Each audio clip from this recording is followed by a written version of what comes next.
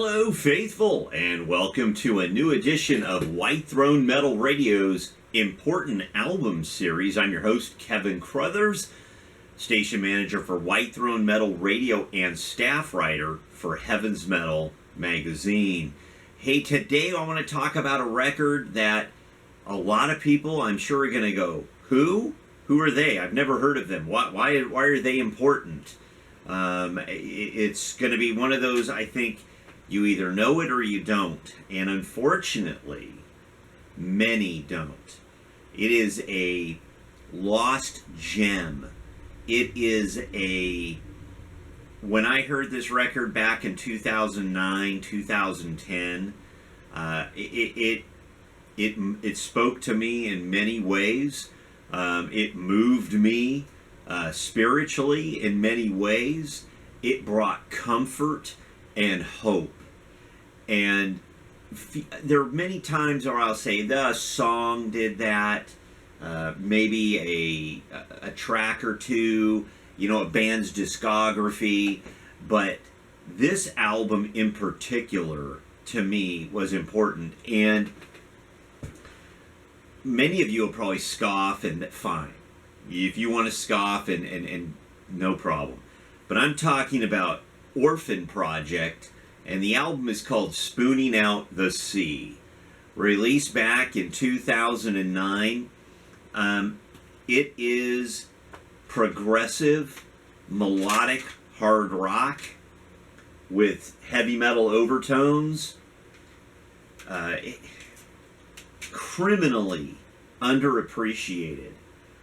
Criminally underexposed. It actually, when I went back through and I tried to find different reviews and things, I found quite a few great reviews of this album. Angelic Warlord gave it 90% back in the day. And you might be wondering, well, what did,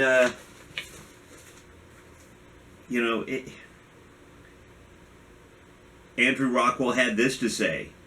You'll find some leanings towards, he goes, Spooning Out the Sea, similar to its predecessor Orphan Found, combines the best aspects of hard rock, metal, and progressive rock. A 90% rating on Angelic Warlord. I also found a review from Rocktopia, dated back. And the reviewer, Ian Johnson, says, it has 10 of the best songs I've had the pleasure of listening to this year. And it will easily occupy a place in my top 10 of 2009. Simply put, if you like prog rock, you're gonna like this a lot. How about the Dutch progressive rock page?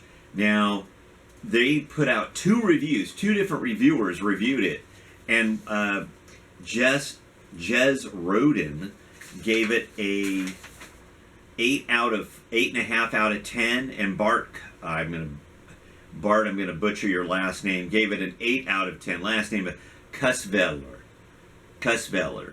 8 out of 10. One of the things that Bart had written, the new album has already earned Orphan Project appearances at a number of summer rock festivals in the U.S. For fans of hard rocking contemporary prog, this crisply mixed new album is enough reason to hold out the hope for fans to see Orphan Project live more often, preferably not only in the U.S. And then I'll even say this. Over at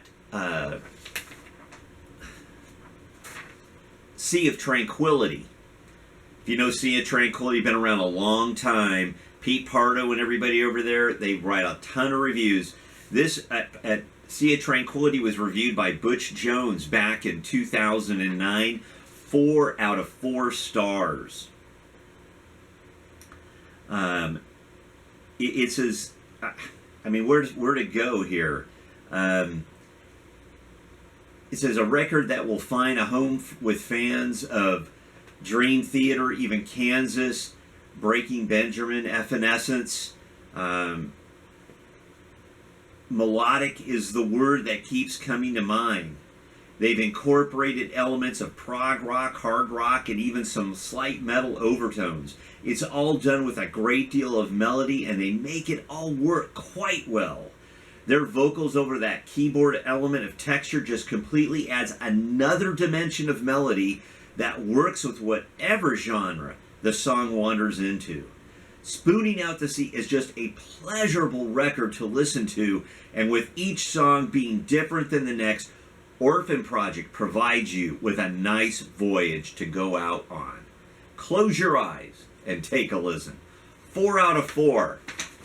And then at White Throne Metal Reviews, the opening line for me in 2009 says, "This could be one of the greatest musical finds in 2009. Why is this album so important? It's because the impact that it has on those who've listened to it. It is not an album full of, well, first, the music. Swirling textures of melodic hard rock with progressive overtones. Fantastic musicianship. Stellar production. Let's play one of the let's play something off of Angel's Desire right now. Bring me shelter, you refine all that I am. Unchained and free, this bird and soul and fly where angels are.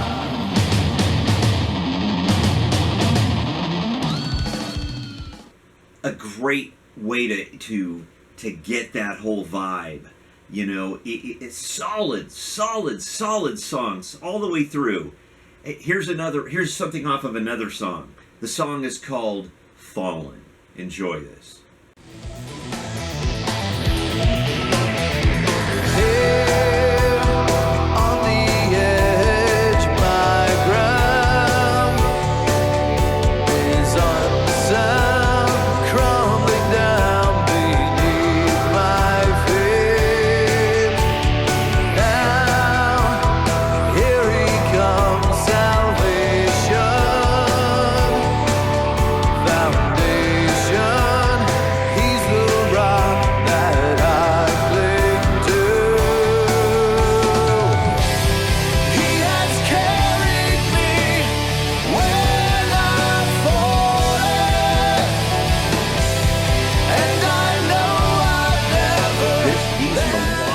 Overtones and the structure and the quality of the songwriting and performances make this an essential and an important record. The lyrics are not simple.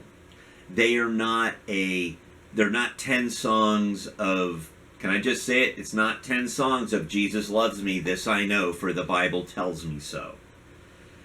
This is, I'm speaking to you as a human being.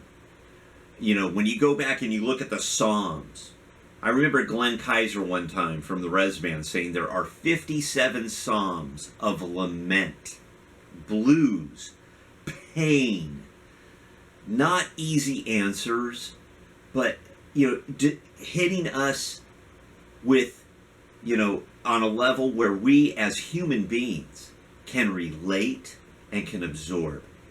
This record does this extremely well. Unbelievably well. How about the players on this album? This particular album, Shane Langford on lead vocals, brilliant. Shane McBride on guitars, wonderful player, absolutely wonderful player. Nieswinger on keyboards. I hope I pronounced that correctly. Bill Yost on bass and guitars, and Tim Caring on drums. Also a special help from Tony Corelli on loops, programming, and synthesizers, and Scott Spivey and Roy Tahan also contributed to guitars. This record demands to be listened to, and I hope you can find a copy. It's extremely expensive. This is an album. Can somebody just do 100 CD pressing and release it again? I can't ask enough. You know, Shane, would you have you ever been approached by Rox Records, Matt Hunt over at Retroactive, the guys at Girder, or Soundmass? The issue with this, and I know this, the band themselves spent a lot of money to record this album. They got ripped off. They never recouped any of the money they spent. It just was not done. It was incredibly well laid out. Lyrically, you know, let me read to you one of the lyrics here. Angel's Desire. You have changed me. You have given wings where there was once weight. Now my spirit soars before you, and words cannot wait. You bring me shelter, you refine all that I am, unchain and free this burdened soul, and I'll fly where angels desire. How about Empty Me? He says, Lord, you're the mover of mountains. Lord, you're the filler of seas. And you see the little ones crying, and you hear the dust under my knees. As I plead, bear all this weight so I can run again. Take all these scars so I can heal. Try me to see who you really are. Give me yourself. Fully empty me. My Goodness, another song. Great song. We're going to play a track from that song right now.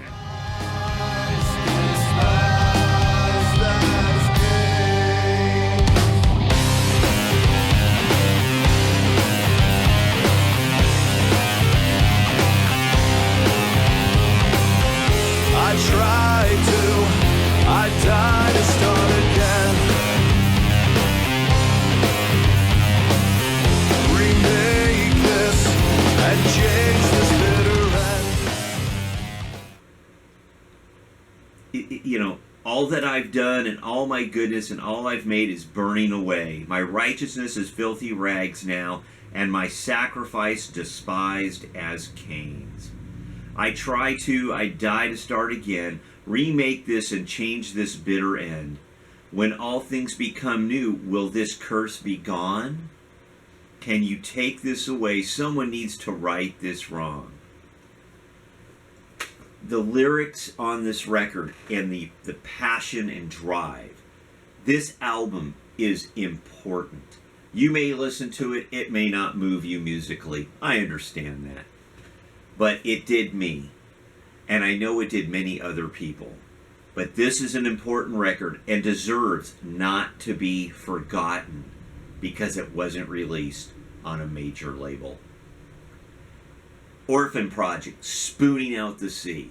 If you love progressive hard rock with a lot of melodic overtones, and when I say progressive, I'm not talking 10 minutes of noodling. I'm talking songs, 4 or 5 minutes in structure. You know, they have hooks, great hooks, absolutely brilliant stuff. You deserve to find this record, find the CD, find it. I don't know if it's streaming on Spotify, but I believe you can hear it on YouTube. It deserves a remaster and a re-release. I can't emphasize that enough. Thanks again for listening. Don't forget to say your prayers, and God bless. Until next time.